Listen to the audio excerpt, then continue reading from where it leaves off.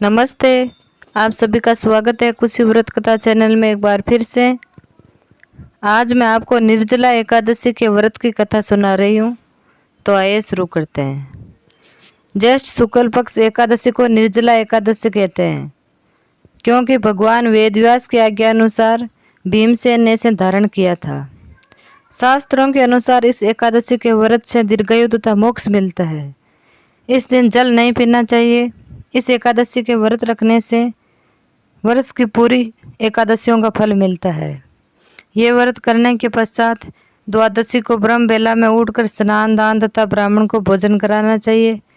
इस दिन ओम नमो भगवते वासुदेवाय मंत्र का जाप करके गोदान, वस्त्रदान, छत्रफल आदि दान करना श्रेष्ठ है।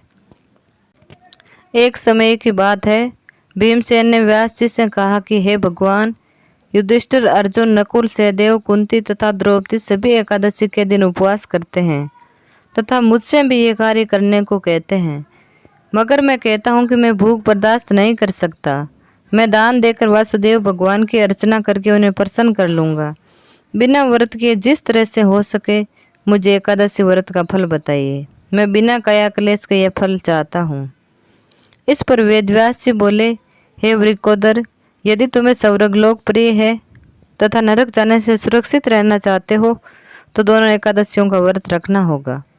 भीमसेन बोले, हे देव, एक समय के भोजन करने से तो मेरा काम न चल सकेगा। मेरे उदर में वृक नामक अग्नि निरंतर प्रज्वलित रहती है।